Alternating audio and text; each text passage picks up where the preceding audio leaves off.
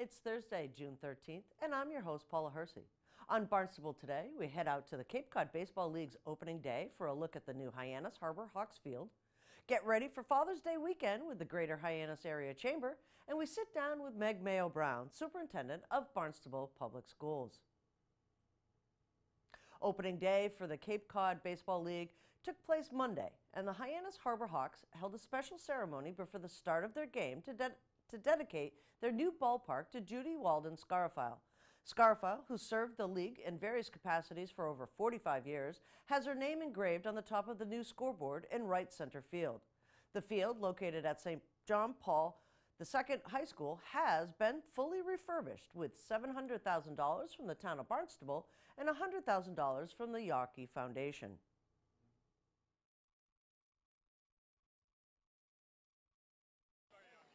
Having the town of Barnstable and CPC kick this off was monumentous, because without them, and literally without them, that's $700,000, that's 70% of the project. Without them, this never would have gotten done. It couldn't have gotten done. It would not have been possible to raise $1 million. It has been a very exciting night. It's also been just an incredible journey working to get this field done, and in 10 months, it's just amazing to see how everyone pulled together. I mean, the example of Joyce Landscape out here in the evening, in the dark, in the wintertime with the lights on, and I remember one picture in the paper had drizzle added to that. It's extremely humbling. I mean, they're really, people have asked me what's it like to look out on the field and see your name up there, and there really aren't any words. It's like embarrassing. It's an honor. It's disbelief. We've always valued what this location brings to our town, brings to Hyannis, brings to the downtown. So thank you for moving this project forward. We were pleased to be a part of this and being able to participate financially and otherwise within the town. So on behalf of the town of Barnstable, our town council, and many of us who got to participate, again, thank you and have a great season. I want to echo the statements that were said about the Joyce Company and Joe Scott being here and doing this work. It's just unbelievable, the transformation that they've created in this field. Many of you know how bad a shape it was in, but Brad just reminded me that when players stood in right field, in many places on this field, you couldn't see their feet. You could just see their knees. That was the great difference. So it's a great job, guys. Thank you. Last person I want to recognize here, among others in the town, including the town council and other town staff, is Mark Ellis. He's really stepped up to the plate in more ways than one to bring our plans to the Community Preservation Committee to bring this field forward. Also, Rock Bar Field in West Barnstable was completed this year, and we have plans moving forward going to begin the renovation of other fields in town. Joe Scott really got started with his Little League fields over there and set a high bar for us. We look forward to carrying that on into other fields in the town of Barnstable. High school is taking on a huge piece of their multi-million-dollar renovation of those fields. So this is going to be a really big send-off here, and we look forward to great things coming with the sports in Barnstable. Thank you very much. A 5K fun run in the sun, a picnic on the green listening to the region's best bands, and a stroll through automobile history on Main Street. The annual Greater Hyannis Chamber of Commerce Father's Day weekend has it all.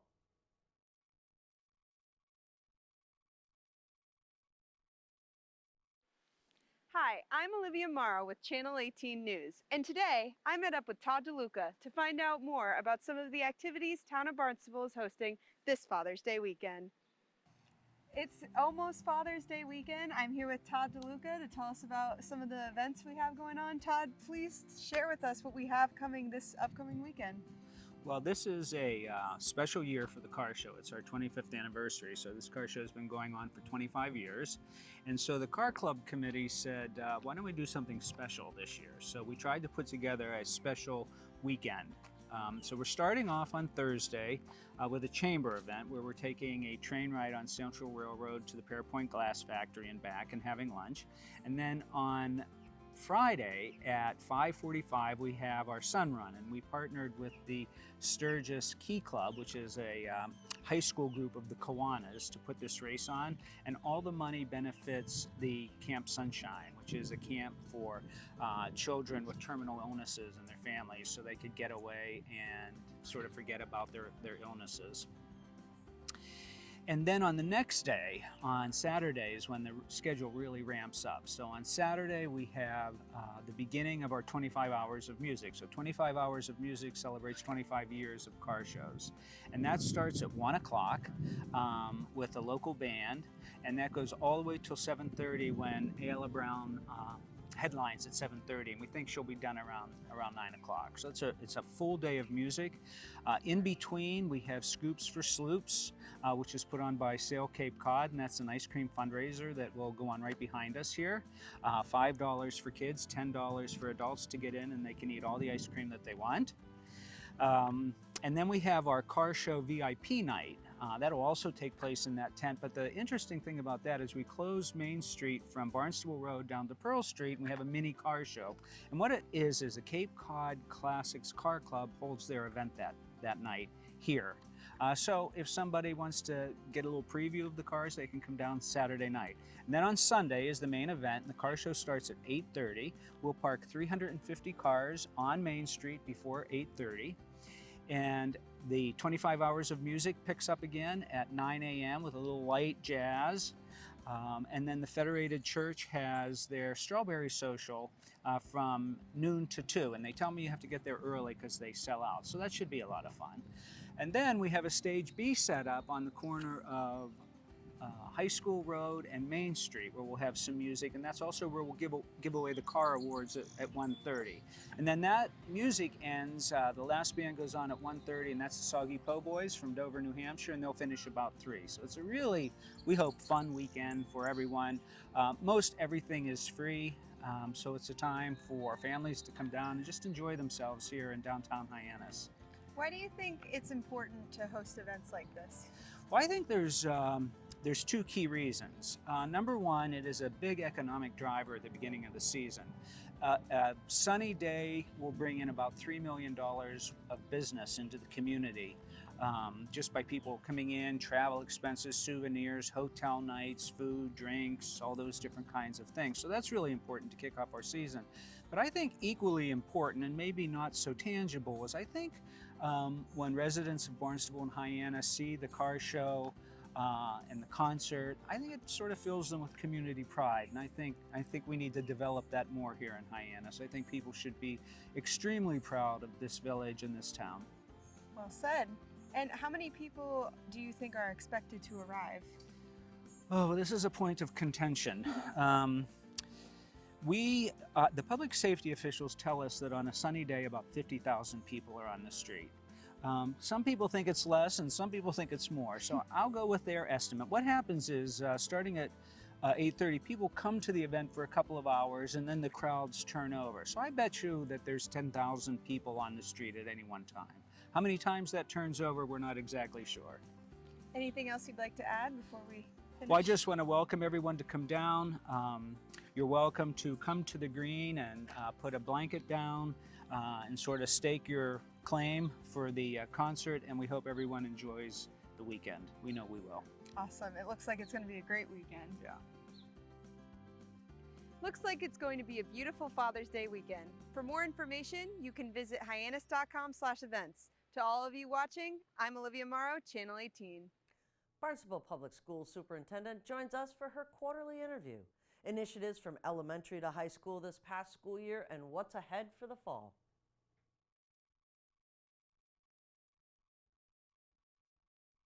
With me today, Superintendent Meg Mayo Brown. It's the end of the school year, but the school year never ends for the superintendent. No, it does not.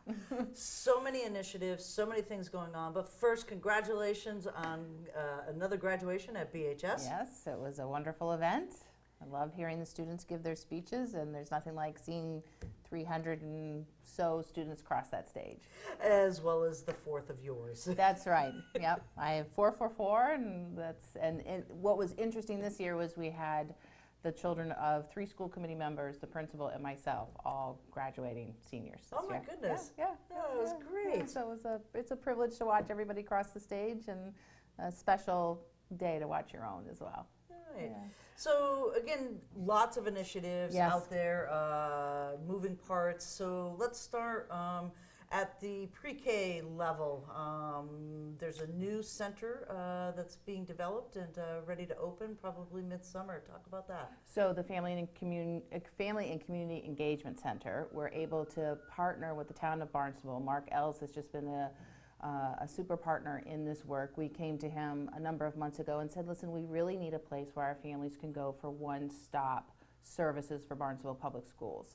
And he suggested the Hyannis Youth and Community Center, so we'll open up an office there July 1st. Previously, what we've been asking our families to do was to go from school to school to school, depending on how many children you had, to register. This way they can go to one place to do registration if they're new to Barnstable, but we think HYCC is also a great resource for our families to get to know. And so we're excited to be opening that up. The school committee approved a new position, a director of family and community engagement. That's been one of their 3 priority areas for the district, is to expand community partnerships.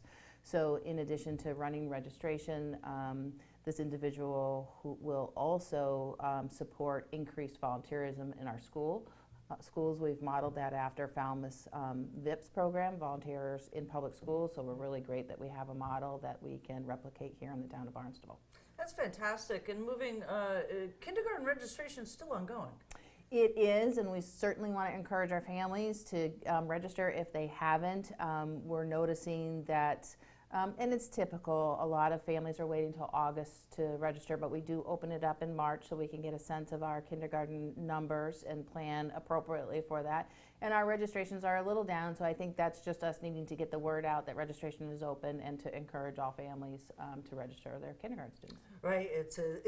The summer will go by so fast that you want to get it done now and enjoy the summer and not really have to, oh my goodness, I have to register. Exactly. And then that way we can share with families the name of their kindergarten teachers, and I think it just helps transition students into kindergarten when you have a good sense of who your teacher is, where the school is, and we can do some transition work with our students that way. Excellent. And rolling right into our elementary schools, there's a lot of moving parts there. Yeah. You've got some principal searches and maker spaces. And Oh, yeah. So let's run down the line. Sure, a lot going on there. So we're in the midst of 2 principal searches, one for West Village's elementary school and the other for the Barnstable Community Innovation School. So we have through the initial application process phase. We're getting some feedback from school faculty and staff, particularly at the Barnstable Community Innovation School. We have 2 finalists that we've presented to families and staff, and I'm getting some feedback. So we hope by the end of June to make both of those appointments for each school. So more to come on that. More to come on that, but more importantly is the name change and the school format change for the Innovation School is going to happen June 30th. That's right. So as of June 30th, the Barnstable Community Horace Mann Charter Public School will transition to Barnstable Community Innovation School.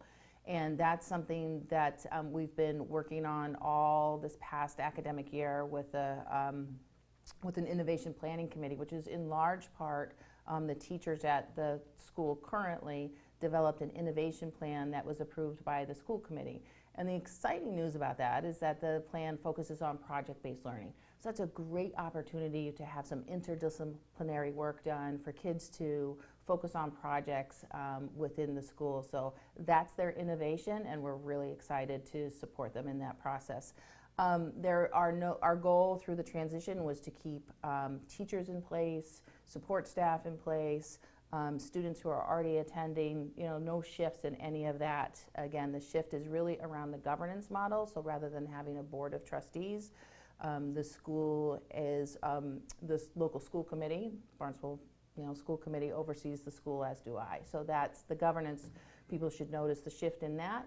But other than that, the day-to-day goings-on of the school should be pretty much the same, with the emphasis on project-based learning this time. That's fantastic. Yep. And then we go into the West schools. We have BWB with possible makerspace coming in.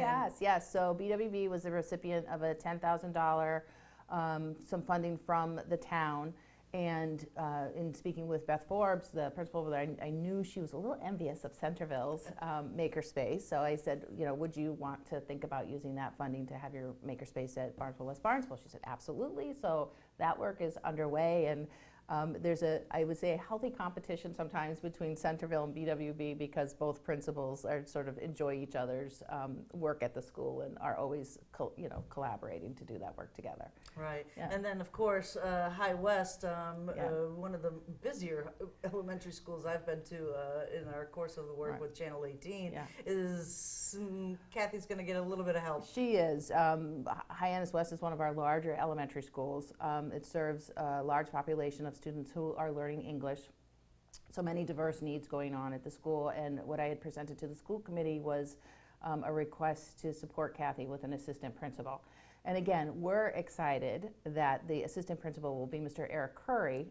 Some families may know Mr. Curry from his role as a housemaster at Barnstable High School. So he's making this very big shift from teenagers to young elementary students. But I think what's great about that transition for him is Eric is trilingual.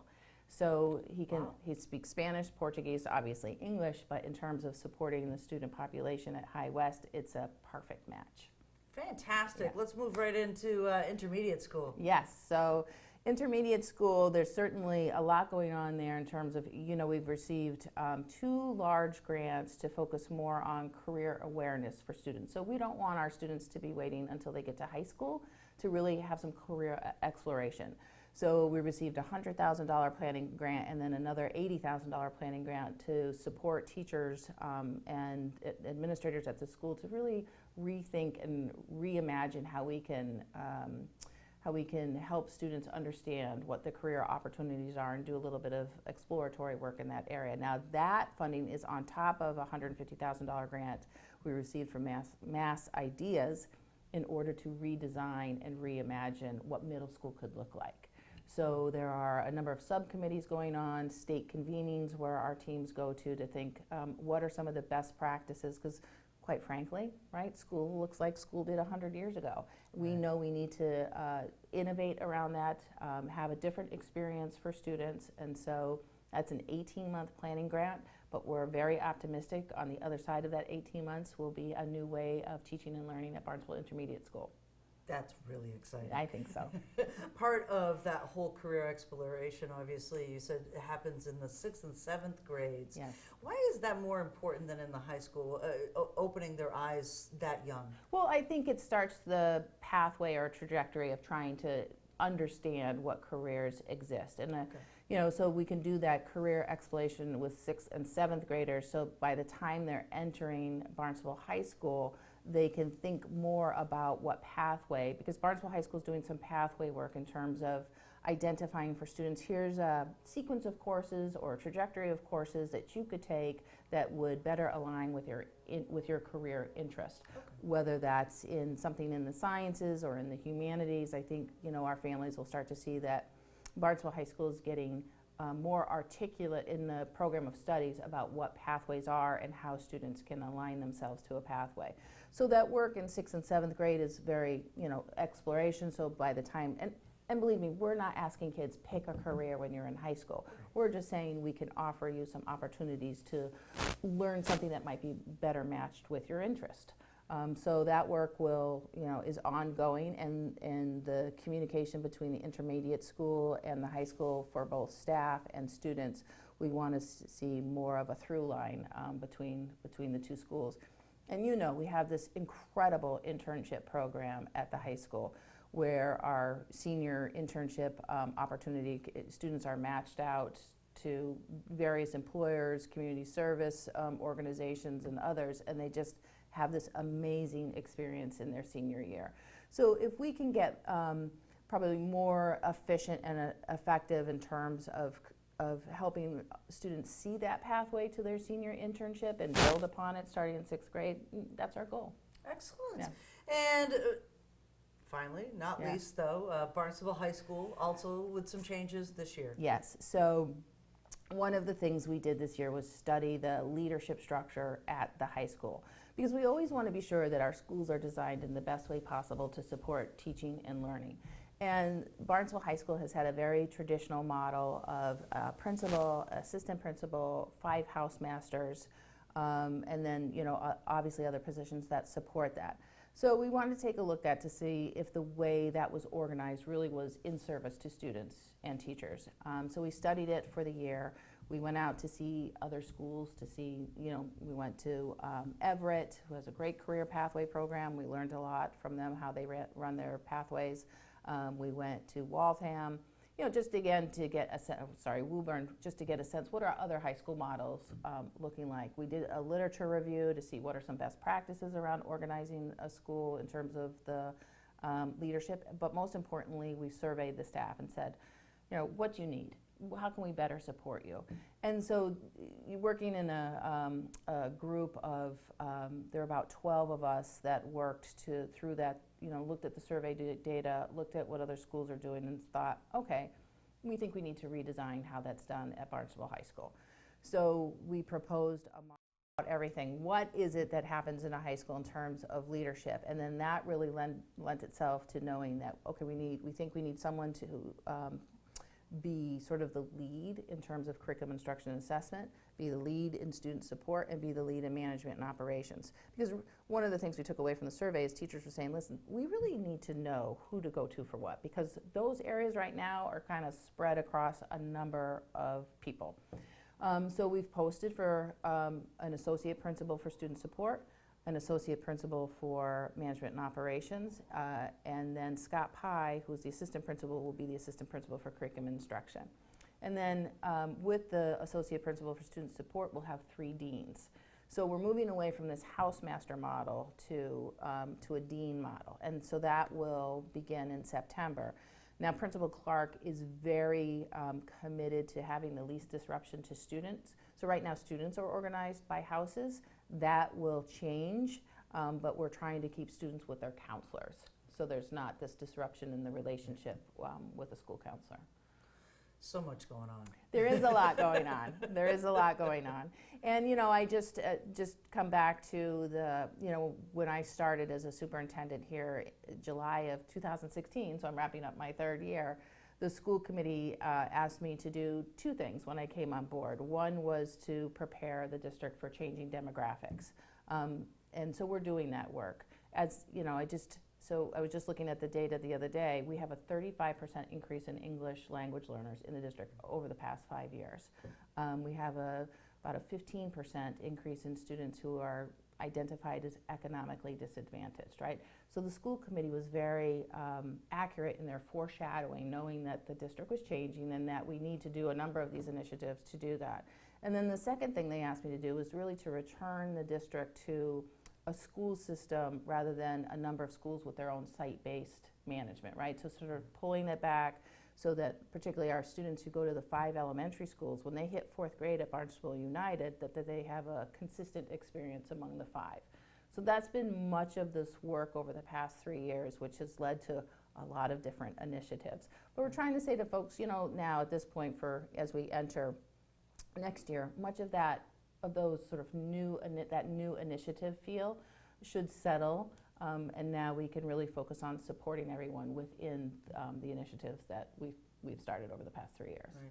And those initiatives, does that kind of come into maybe perhaps a rebranding of the district? It does, and thank you for asking about that, because we've been working with someone to create an identity for Barnstable Public Schools, and I'm going to share some of that work at an upcoming school committee meeting. So we're going to have a new logo, sort of a new messaging around Barnstable Public Schools, because we really haven't, we haven't, I think our identity has changed. The school committee probably 2 years ago established a new vision, new core values, so we're trying to align our branding with those core values and vision. And the last is 90 days about is how long these kids are out of school. What's your advice for parents and children to kind of keep that sharpness? Right. It's something that happens every September. Is we've not really had any reading or mathematics or something like that over the summer. Right. What are some key points that people want to remember? Well, we certainly want our students to have fun in the summer, right? But we also, one of the best pieces of advice I can give to parents is really to encourage summer reading. To engage your children in no matter their age, to have if you're going to the beach, take that book to the beach. The reading really helps. A number of our schools also have online software that students can access over the summer, particularly in math. So, again, we don't want to. There is such a thing as summer learning loss. We know kids come in with less than they left in June, but I think to the extent that parents can support reading, doing some of the online programming that schools have been offering through the year, will support less of a summer learning loss. And maybe a science and experience and how ice cream melts. That too. Excellent. Thanks so much, Meg. Thank you.